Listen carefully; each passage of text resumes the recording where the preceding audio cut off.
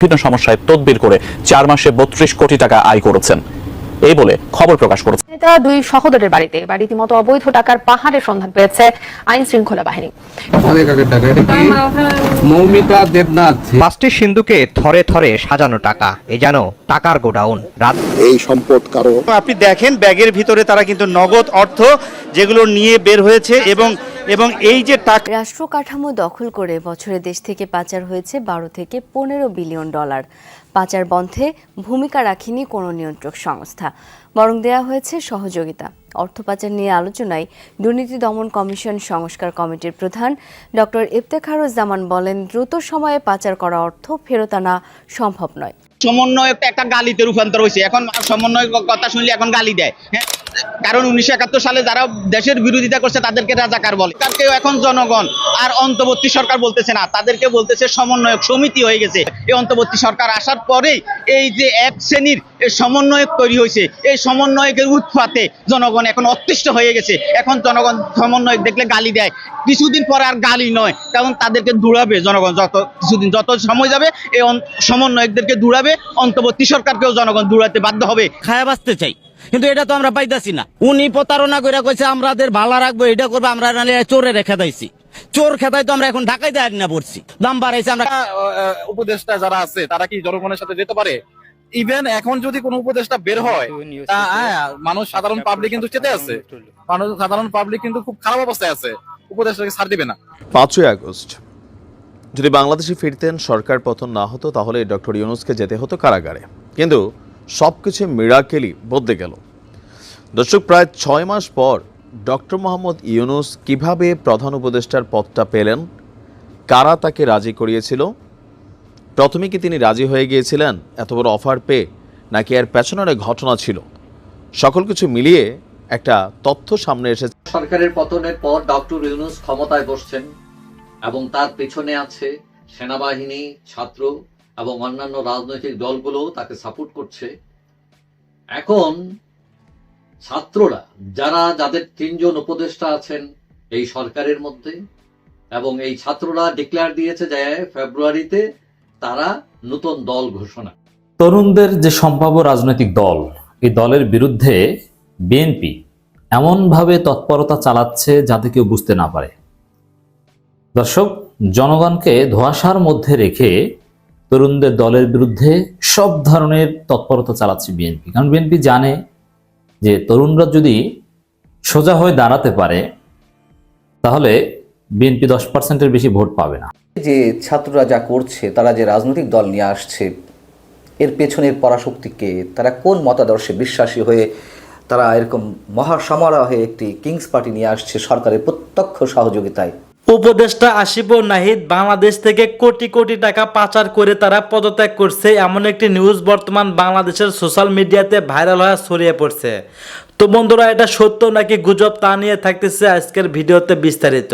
চলুন ভিডিওতে আজকে আর বেশি কথা বাড়িয়ে আপনাদের মূল্যবান সময়টি আমি নষ্ট করতে চাই না, সরাসরি আজকে আমরা চলে যাব মূল ভিডিওতে, আর সেখানে দেখবো আজকের ভিডিওর বিস্তারিত। বন্ধুরা চলুন, এই উপদেষ্টা আসিফ নাহিদ টাকা পাচার করে পদত্যাগ করছে সেই ভিডিওটি দেখে আসার আগে আমরা ছোট্ট একটি ভিডিও দেখে আসবো, তারপরে আমরা চলে যাব মেন ভিডিওতে।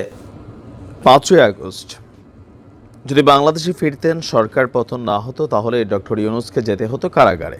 কিন্তু সবকিছু মিরাকেলি বদলে গেল। দর্শক, প্রায় 6 মাস পর ডক্টর মোহাম্মদ ইউনূস কিভাবে প্রধান উপদেষ্টার পদটা পেলেন, কারা তাকে রাজি করিয়েছিল, প্রথমে কি তিনি রাজি হয়ে গিয়েছিলেন এত বড় অফার পেয়ে, নাকি এর পেছনের ঘটনা ছিল, সকল কিছু মিলিয়ে একটা তথ্য সামনে এসেছে, যেটা ডক্টর মোহাম্মদ ইউনূস নিজেই আপনার ব্রিটিশ সংবাদ মাধ্যম ফিনান্সিয়াল টাইমসকে দেওয়া এক সাক্ষাৎকারে রহমান রিভিউ নামক একটা পডকাস্টে তিনি এই বিষয়গুলোকে খোলামেলা আলোচনা করেছেন। তো চলুন দেখি কি ঘটেছিল সেই দিন। অধ্যাপক ইউনূস বলছেন, আমি যখন প্রথম ফোন কল পাই তখন আমি ফ্রান্সের প্যারিসে হাসপাতালে চিকিৎসারত ছিলাম। আমার ছোট্ট একটা অস্ত্র পাচার করা হয়েছিল। তখন ছাত্র নেতারা সমন্বয়করা তাকে ফোন দিয়েছিলেন। তো তিনি বললেন যে যদিও আমি বাংলাদেশে কি ঘটছে সেই খবরগুলো মুঠোফোনে দেখতাম, তখন তারা বলল যে শেখ হাসিনা চলে গেছেন। এখন আমাদের সরকার গঠন করতে হবে, দয়া করে আমাদের জন্য সরকার গঠন করুন। তো প্রথমে আমি রাজি হইনি, আমি বলছিলাম না না, আমি সেই ব্যক্তি নই, আর আমি সরকার পরিচালনার কিছুই জানি না এবং আমি এই কাজের সাথে সংযুক্ত হতে চাই না। তো তিনি বলছেন যে শিক্ষার্থীরা তখন বললতে আমি তাদের কাউকেই ওই মুহূর্তে চিনতাম না, কখনো তাদের সম্পর্কে শুনিনি। তার মানে কি 5ই আগস্টের আগে বাংলাদেশে যা ঘটছিল, ডক্টর মোহাম্মদ ইউনূস, সার্জিস, হাসনাত এরা তো একটা ফেমাস অবস্থানে চলে গেছিল ডিবি অফিসে আটকানোর পর, তখন পর্যন্ত তিনি তাদেরকে চিনতেন না। অবশ্য তিনি অনেক ব্যস্ত মানুষ। তো যাই হোক, তো তারপর বলছেন যে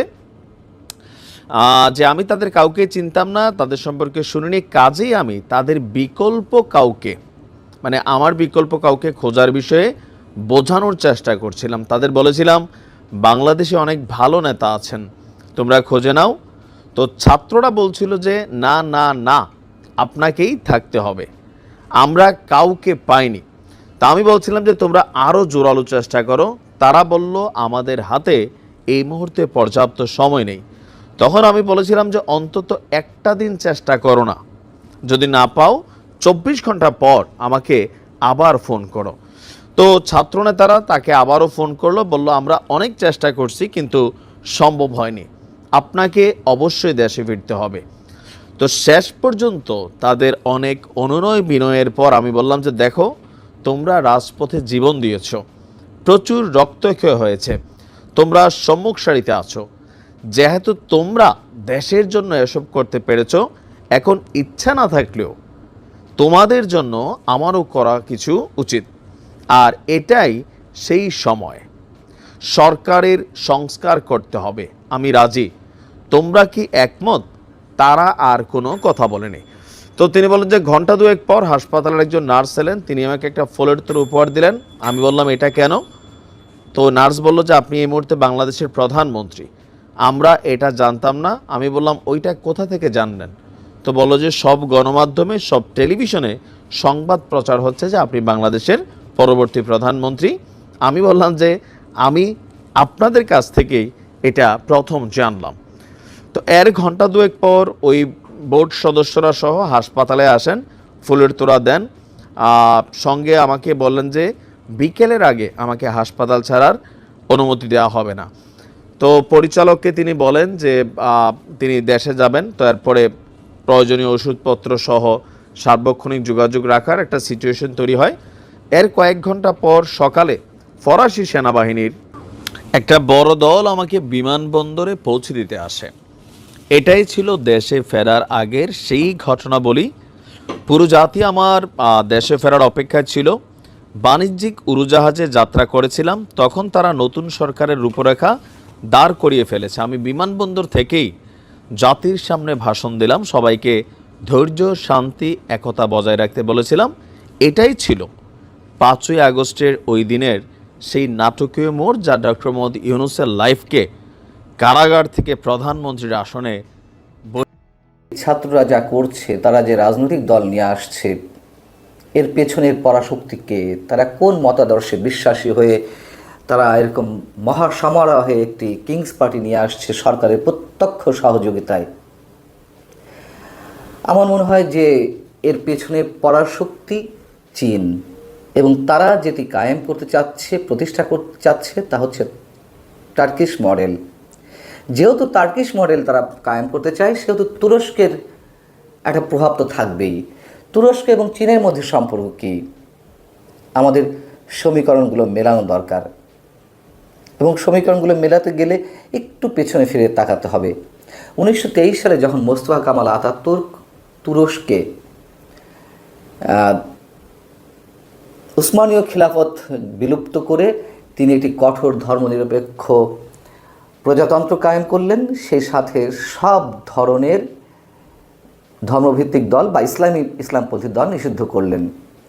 এর দীর্ঘদিন পর এসে 1970 সালে ইসলামপন্থী দল হিসেবে ন্যাশনাল অর্ডার পার্টি গঠিত হয়, সেটি নিষিদ্ধ করা হয়। তারপরে 1972 সালে গঠিত হয় ইসলামপন্থী আরেকটি দল, ন্যাশনাল সালভেশন পার্টি। সেটি 1988 সালে নিষিদ্ধ করা হলে জন্ম নেয় ন্যাশনাল ওয়েলফেয়ার পার্টি। তো ওয়েলফেয়ার পার্টি খানিকটা সাফল্যে মুখ দেখে। কেমন?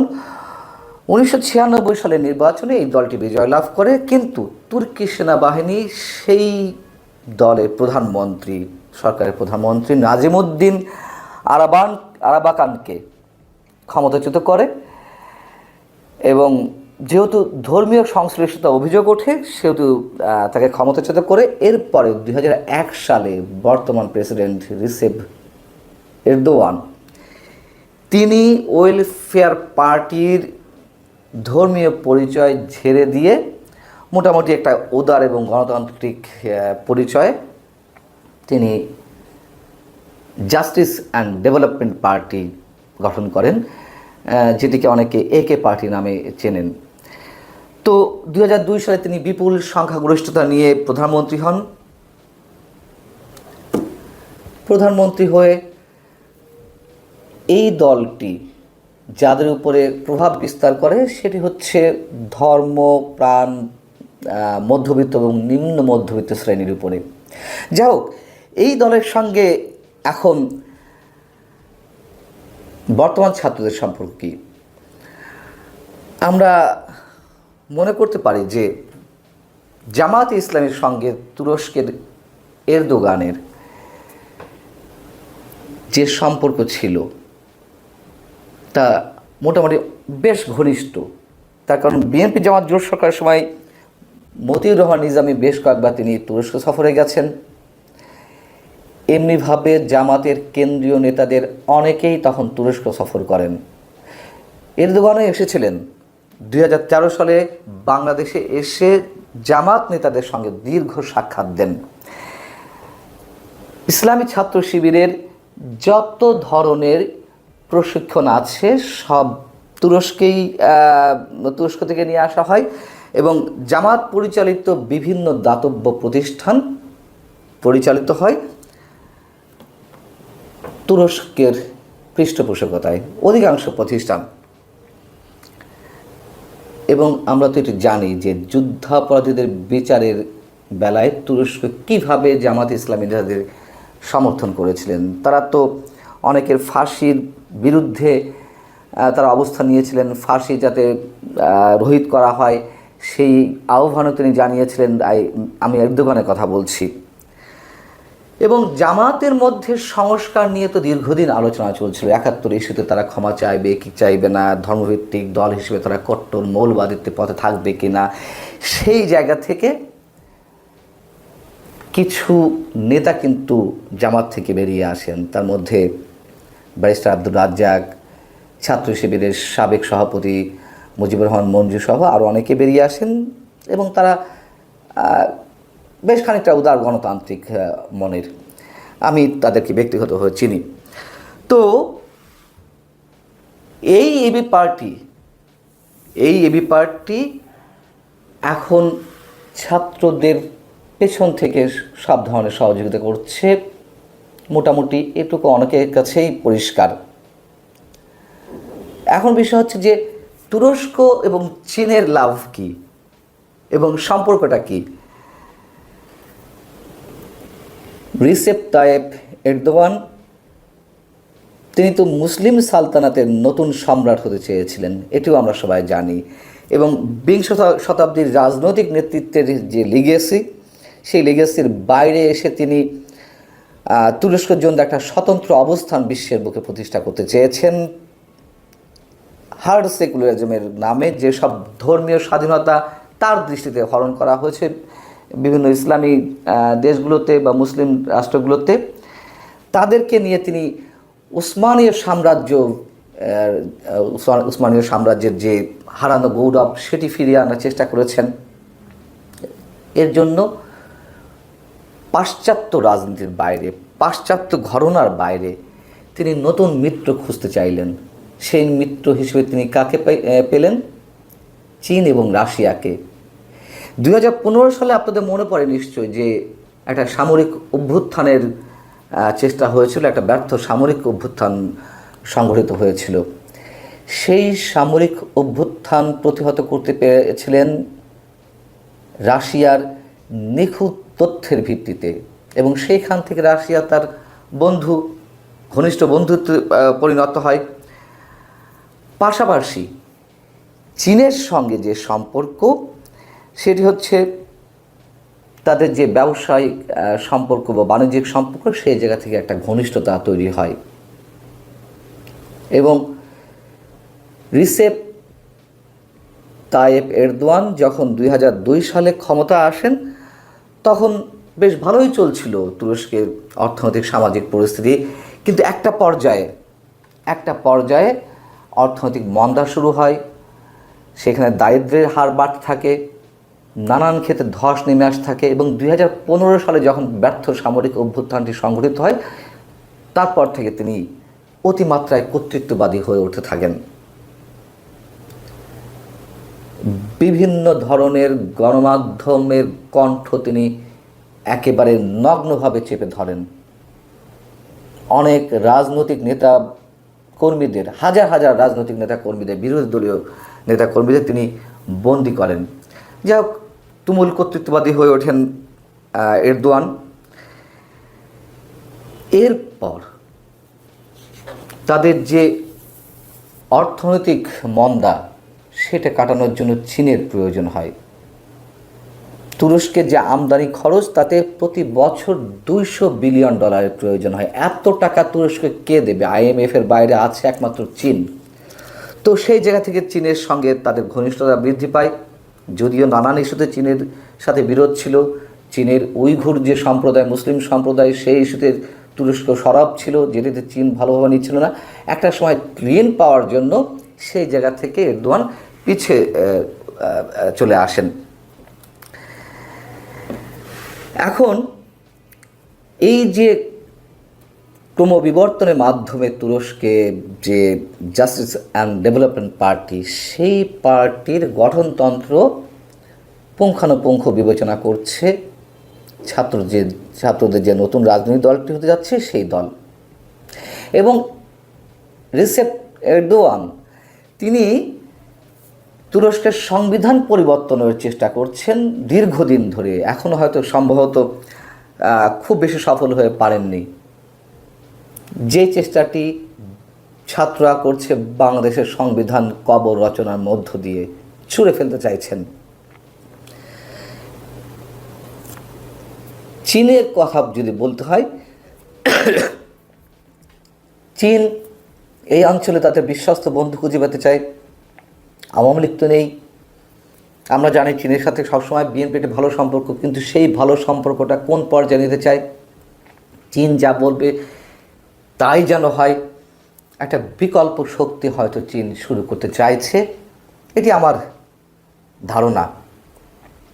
এবং মিয়ানমারের চীন যেমন ক্ষমতাসীন সামরিক জান্তাকে সব দিক থেকে শেল্টার দিচ্ছে, তাদের সাথে ঘনিষ্ঠ সম্পর্ক, আবার চীনের সবকটি সশস্ত্র গোষ্ঠীর সঙ্গে, মিয়ানমারের সবকটি সশস্ত্র গোষ্ঠীর সঙ্গে আবার চীনের ভালো সম্পর্ক। যে সশস্ত্র বিদ্রোহী গোষ্ঠীগুলো, তাদেরকে অর্থ যোগান থেকে শুরু করে অস্ত্রের যোগান সব কিছু চীন দিয়ে যাচ্ছে। আমরা কি সমীকরণটা একটু মেলাতে পারি? এবং জামাতকে এখন বলা হচ্ছে দিল্লির এক্সটেনশন, যেহেতু জামাতের মধ্যে সংস্কারপন্থী হয়ে বেরিয়ে আসা এবি পার্টি জামাতের সঙ্গে সংশ্লিষ্টতা ছিল ছাত্রদের সঙ্গে। তারা তো প্রকাশ্যে বলেছে, জামাতের গুণগান গেয়েছে, এবং শিবিরের ছাত্রনেতারা গণঅভ্যুত্থানে একেবারে প্রত্যক্ষ পরোক্ষভাবে তাদের সহযোগিতা করেছে বা সামনে কাতারে ছিল একসাথে, এগুলো তারা বলেছে। কিন্তু এখন জামাতের বিরোধিতা করছে কেন? তুরস্কের সঙ্গে সম্ভবত এবি পার্টির যোগাযোগটা আরও বেশি। এবং এই সূত্রগুলো আর একটা ছোট্ট জায়গা থেকে খুব কট্টরভাবে মেলানো যায়। আমাদের দেশে ফরহাদ মজার কিংবা আমাদের দেশের সম্পাদক মাহমুদুর রহমান, তারা তো প্রকাশ্যেই একেবারে সব কিছু জোরালো সমর্থন এই ছাত্রদের দিচ্ছে এবং তাদেরকে উৎসাহিত করছে নানানভাবে। সেই আমার দেশ পত্রিকাতেই তো একটি খবর বেরিয়েছে যে এই ছাত্র নেতারা, বৈষম্যবিরোধী ছাত্র আন্দোলনের নেতারা, তারা পাকিস্তান, তুরস্ক এবং ইন্দোনেশিয়ার যে আন্নাহাদা পার্টি আর ইমরান খানের তেহরিকে ইনসাফ, এই সব দলের গঠনতন্ত্র তারা পর্যালোচনা করছে। হয়তো ইমরান খান বা আন্নাহাদা পার্টি এগুলো প্রসঙ্গক্রমে এসেছে, কিন্তু যেটি আমার বিশেষভাবে ধারণা, তারা তার্কিশ মডেল ফলো করতে চাইছে এবং সেটি তারা কায়েম করতে চাইছে। কিন্তু তারা কি পারবে, সেই প্রশ্নটি তো অনেক বড়।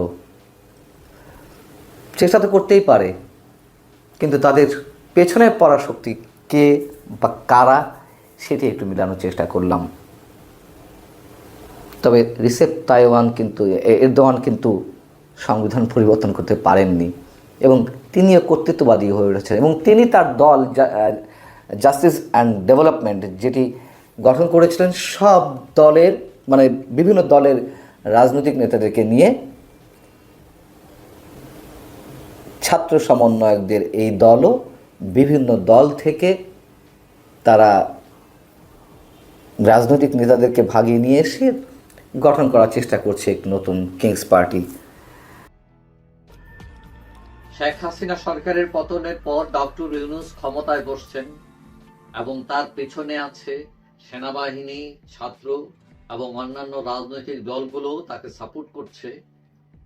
এখন ছাত্ররা, যাদের 3 জন উপদেষ্টা আছেন এই সরকারের মধ্যে, এবং এই ছাত্ররা ডিক্লেয়ার দিয়েছে যে ফেব্রুয়ারিতে তারা নতুন দল ঘোষণা করবে, এবং এইটা অনেকের জন্য মাথা ব্যথা হয়ে গেছে এবং অনেকেই তাদেরকে প্রতিদ্বন্দ্বী ভাবছেন এবং কেউ কেউ সমালোচনা করছেন, বলছেন যে সরকারের মধ্যে থেকে দল করা মানে এটা তারা সাপোর্ট করছে। যদিও অতীতে বিএনপি, জাতীয় পার্টি তারা ক্ষমতায় থেকে দল গঠন করেছিল এবং কেউ কেউ বলছেন যে এরা করলে সমস্যা। এখন ফিনান্সিয়াল টাইমস, ব্রিটেনের একটি বিখ্যাত পত্রিকা, সেখানে একটি ইন্টারভিউ দিয়েছেন ডক্টর ইউনূস এবং সেটা প্রকাশিত হয়েছে গতকাল বৃহস্পতিবার, এবং এই ইন্টারভিউটা তিনি দিয়েছেন সুইজারল্যান্ডে। তো এখন তিনি ছাত্রদের রাজনীতি নিয়েও কথা বলেছেন। এখন তিনি তার ইন্টারভিউতে যেটা বোঝা যাচ্ছে যে তিনি ভয়ে আছেন, কারণ তিনি এখানে ঝুঁকি বিবেচনা করছেন ছাত্রদের জন্য। এখন এই ছাত্ররা অনেকটা তার দলের লোক, যদিও তিনি রাজনীতি করেন না, কারণ তারাই তাকে ক্ষমতায় বসিয়েছে। এখন তার এই যে তিনি যে ঝুঁকি দেখছেন, কেন দেখছেন, কেন ভয় দেখছেন, আসলে এটা ঝুঁকি বিবেচনা করার কারণ আছে। কারণ বাংলাদেশের রাজনীতি ষড়যন্ত্রহীন না।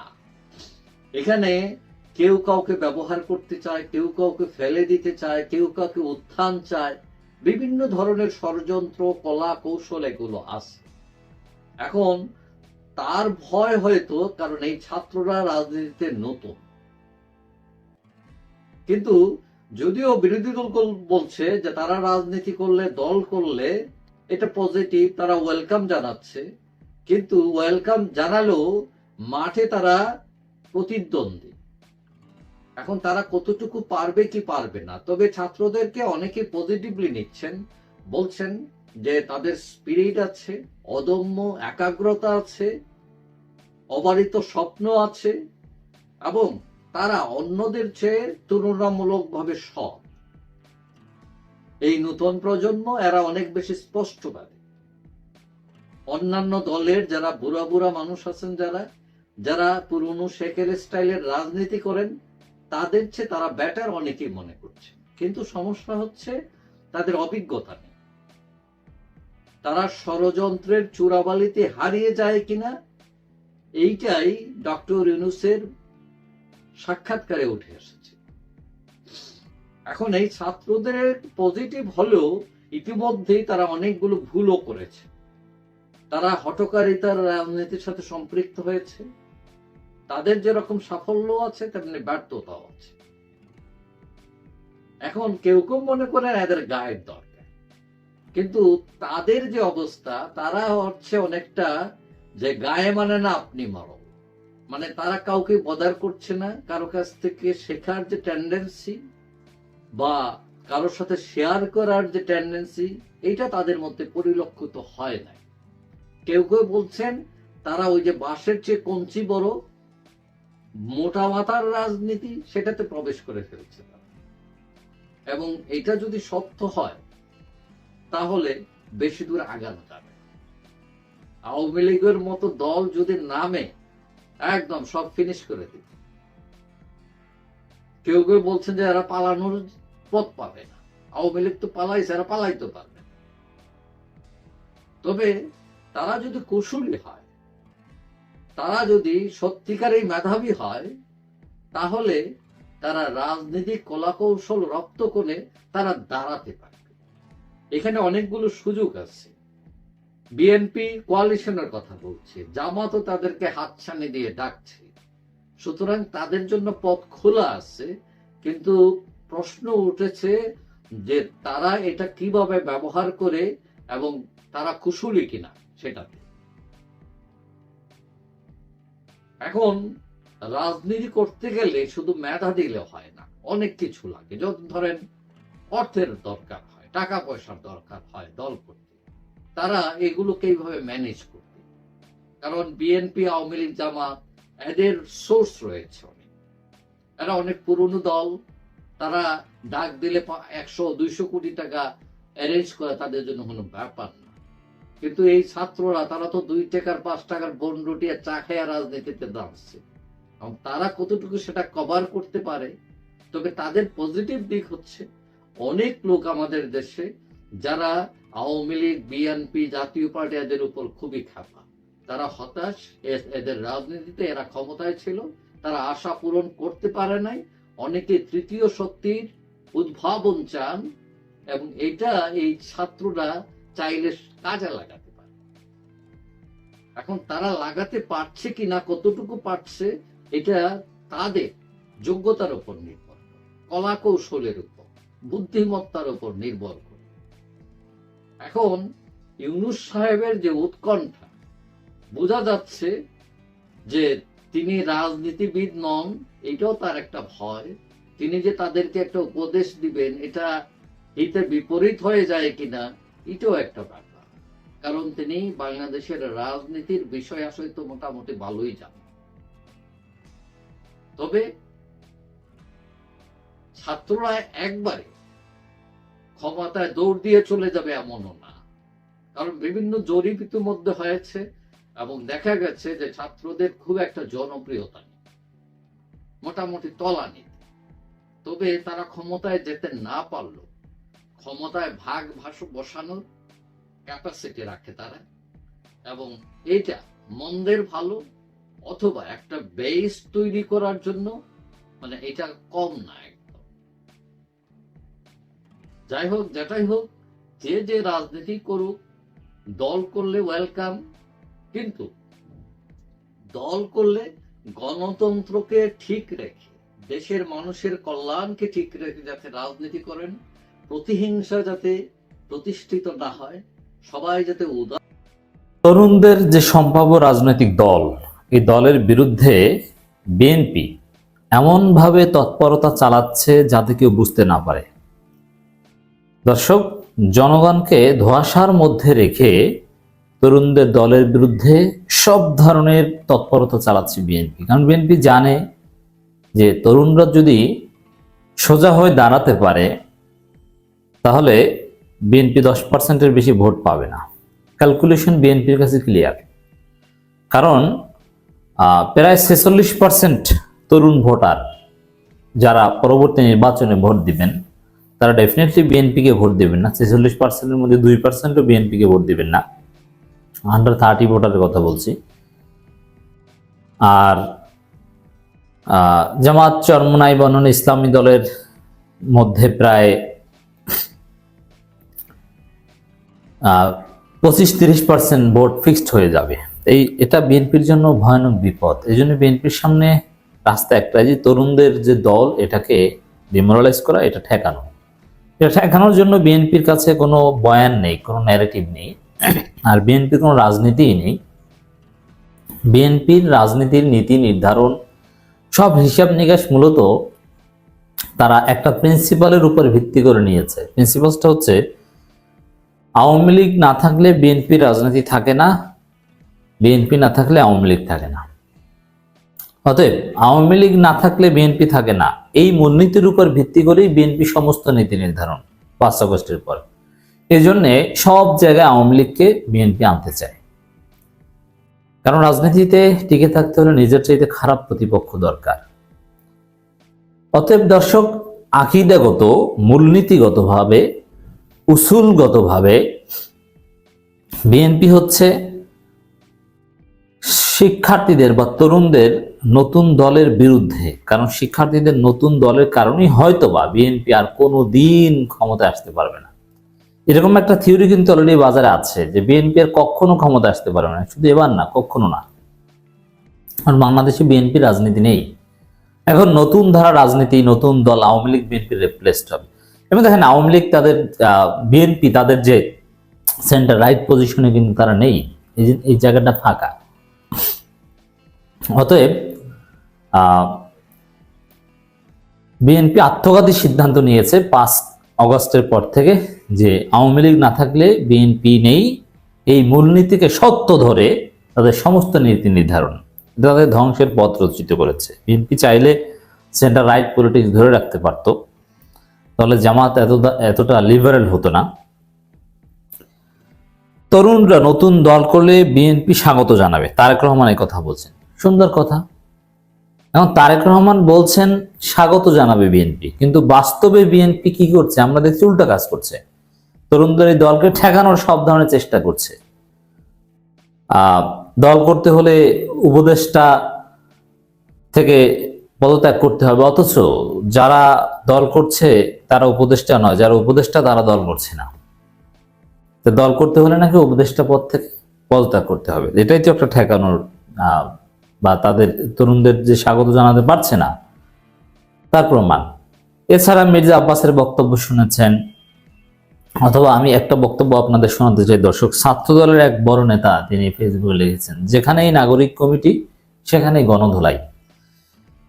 এছাড়া দেশের বিভিন্ন জায়গায় বৈষম্যবিরোধী ছাত্র আন্দোলন, নাগরিক কমিটির উপরে অসংখ্য হামলা ঘটনা বিএনপির লোকজন ঘটিয়েছে। অতএব তারেক রহমান যতই বলুক তরুণরা নতুন দল করলে বিএনপি স্বাগত জানাবে, বিএনপি বাস্তবে এই নীতিতে বিশ্বাস করে না। বিএনপি বিশ্বাস করে তরুণদের নতুন দল এটা বিএনপির জন্য ধ্বংসের কারণ হবে, বরং আওয়ামী লীগ যদি থাকে, এক্সিস্টিং এস্টাবলিশমেন্ট যদি থাকে, তাহলে সেটা বিএনপির জন্য ক্ষমতা আসার কারণ হবে। অতএব তারেক রহমানের এই বক্তব্য এটা জনগণের জন্য আরেকটা ধোঁয়াশা। তারেক রহমান বলছেন স্বাগত জানাবে, কিন্তু বিএনপির আচার আচরণে তার কোনো প্রতিফলন নেই। এর মানে কি? বিএনপি বাস্তবে যা করছে সেটা জনগণকে বুঝতে দিতে চাইছে না, এবং তারেক রহমান জনগণের দৃষ্টি ভিন্ন দিকে নিয়ে একটা ইতিবাচক ইমেজ দাঁড় করানোর চেষ্টা করছে। তারেক রহমান এই বক্তব্য তখনই গ্রহণযোগ্য হতো যদি বিএনপি আমলগতভাবে শিক্ষার্থীদের সাথে ভালো আচরণ করত, কিন্তু করছে না। তারা সব সময় শিক্ষার্থীদের বিরুদ্ধে প্রোপাগান্ডা, তাদেরকে হুমকি ধামকি, মায়ের ধৈর্য এগুলোর মধ্যে আছে। হ্যাঁ, হেলদি কম্পিটিশন চলবে, কিন্তু মায়ের ধৈর্যের কাজ করছে বিএনপির লোকজন। তরুণরা নতুন দল করলে বিএনপি স্বাগত জানাবে বলে জানিয়েছেন দলটির ভারপ্রাপ্ত চেয়ারম্যান তারেক রহমান। তারেক রহমান বলেন স্বাগত জানাবেন, আসলে স্বাগত জানাতে পারছেন, এটা উপর কথা, এটা মনের কথা নয়, বাস্তবে এর বিরুদ্ধে ষড়যন্ত্র করবে। তারেক রহমান বলেন দেশের ছাত্র তরুণরা রাষ্ট্র রাজনীতি ও রাজনৈতিক ব্যবস্থার প্রতি আগ্রহী হয়ে পড়েছে, এটি অবশ্যই একটি ইতিবাচক দিক না। এটা আপনি বলছেন জনগণের পালস বুঝে, কিন্তু মির্জা আব্বাস কি বলেছিল যে বাপের চাইতে বেশি বুঝতে হয় না, তোমাদের বয়স কম, বিজ্ঞ রাজনীতিবিদদের চাইতে বেশি বুঝো। বিএনপির এখন যুক্তি একটাই যে বয়স কম, আমাদের বয়স বেশি। অতএব তারেক রহমানের এই কথা এটা বিএনপির বক্তব্য নয়, এটা জনগণকে ভুলভাল বোঝানোর জন্য তারেক রহমানের ব্যক্তিগত কথা, আমলের সাথে এই কথা মেলে না। এসব তরুণরাই গত 1.5 দশকে একটি নির্বাচনে ভোট দিতে পারেনি। গণতান্ত্রিক রাজনৈতিক অধিকার বঞ্চিত এসব তরুণদের কেউ যদি জনগণের অধিকার প্রতিষ্ঠায় নতুন রাজনৈতিক দল গঠন করে, অবশ্যই বিএনপি সেই উদ্যোগকে স্বাগত জানাবে। তবে কোনো প্রশ্নবিদ্ধ পথে নয়, পথটি হওয়া উচিত স্বচ্ছ এবং স্বাভাবিক। কেন প্রশ্নবিদ্ধ কোনো পথের লক্ষণ কি আপনি দেখতে পাচ্ছেন? আমরা তো দেখতে পাচ্ছি না। স্বচ্ছ এবং স্বাভাবিক প্রক্রিয়া, কারা দল গঠন করছে, কোথায় টাকা পাচ্ছে, নেতাদের কত টাকা কি আছে, সব স্পষ্ট। এর চাইতে স্বচ্ছ প্রক্রিয়ায় বাংলাদেশের ইতিহাসে কোনো দল গঠিত হয়নি। যেমন এবি পার্টি গঠিত হয়েছে, বলা হয়েছিল জামাতের বি টিম। আরো বিভিন্ন দল গঠিত হয়েছিল, বলা হয়েছিল কিংস পার্টি। কিন্তু এই যে শিক্ষার্থীদের যে নতুন দল, তারা কিভাবে গঠিত হচ্ছে? মাঠে ময়দানে যাচ্ছে, জনগণের কাছে যাচ্ছে, জনগণকে সংগঠিত করছে, মিটিং করছে, কর্মী সংগ্রহ করছে, কমিটি দিচ্ছে, দল গঠনের দিকে এগোচ্ছে। এর চাইতে স্বচ্ছ প্রক্রিয়া কোনো দল বাংলাদেশের ইতিহাসে গঠিত হয়েছে বলে আমার জানা নেই। এটা আওয়ামী লীগ এবং জামাত ইসলামী যেভাবে স্বচ্ছ প্রক্রিয়ায় গঠিত হয়েছিল, সেই স্বচ্ছ প্রক্রিয়া যেটা একেবারেই ওপেন, জনগণকে পিয়ার টু পিয়ার ক্যাম্পেইন করে কর্মী সংগ্রহ, এই নাগরিক কমিটি সেই কাজই করছে। অতএব কোনো অস্বচ্ছ বা ভুল প্রক্রিয়া নয়। কিন্তু বিএনপি প্রোপাগান্ডা চালাচ্ছে। নির্বাচন নিয়ে বিতর্ক সৃষ্টি হলে পালাতক ফ্যাসিবাদদের অবস্থানকে শক্তিশালী করে বলে মনে করেন তারেক রহমান। আচ্ছা, কেন শক্তিশালী হবে? এটা কোনো যুক্তি। নির্বাচন দ্রুত হয়ে গেলে আওয়ামী লীগের বিচারের আগে, সংস্কার আগে, তাহলে আওয়ামী লীগ ঢুকে পড়বে। অতএব নির্বাচন দ্রুত হলে ফ্যাসিবাদ শক্তিশালী হবে, আর সংস্কারের পর, বিচারের পরে নির্বাচন হলে তখন ফ্যাসিবাদ আর ফিরে আসতে পারবে না। আর তারেক রহমান বলছেন উল্টো। অতএব তারেক রহমান এই কথা গ্রহণযোগ্য নয়। আচ্ছা, নির্বাচন দেরি হলে ফ্যাসিবাদীরা কিভাবে সুবিধা নেবে? একটু কিভাবে প্রক্রিয়াটা, হাউ, একটু বলেন। হাউর উত্তর কিন্তু আপনি দিতে পারবেন না। তিনি বলেন, আমি আগেও আমি বলেছি, আজও আমি আপনাদের সামনে আবারও তুলে ধরতে চাই, নির্বাচন হচ্ছে জনগণের রাজনৈতিক ক্ষমতা নিশ্চিত করার অন্যতম প্রধান কার্যকরী হাতিয়ার। নির্বাচন অনুষ্ঠানে বিতর্ক সৃষ্টি করার অর্থ নিজেদের অজান্তে পরাজিত পালাতক ফেসিদের অবস্থান শক্তিশালী। এটা কোনো কথা না। নির্বাচন নিয়ে বিতর্ক সৃষ্টি করছে না, বরং সুষ্ঠু নির্বাচনের জন্য, সংস্কারের জন্য সময় নিতে যাচ্ছে। দলের নেতাকর্মীদের উদ্দেশ্যে বিএনপি ভারপ্রাপ্ত চেয়ারম্যান বলেন, সর্বস্তরের নেতাকর্মীদের প্রতি বরাবরের মতোই আমাদের আহ্বান থাকবে, আপনাদের কোনো কার্যক্রম নিয়ে কেউ যাতে বিভ্রান্তি ছড়ানো কিংবা বিতর্ক সৃষ্টি হওয়ার, লিপ্ত হওয়ার সুযোগ না পায়। দেখেন, সুযোগ না পায় এর মানে কি গোপনে চাঁদাবাজি করবে নাকি? বিএনপির কার্যক্রম ওপেনলি চাঁদাবাজ, সন্ত্রাস এবং লুটপাট এবং ভারতের দালালি, ওপেনলি। এটা কোনো রাগ ঢাক নেই। এটা নিয়ে বিতর্ক সৃষ্টি তো হবে, এটা নিয়ে তো কথা বলবেই জনগণ।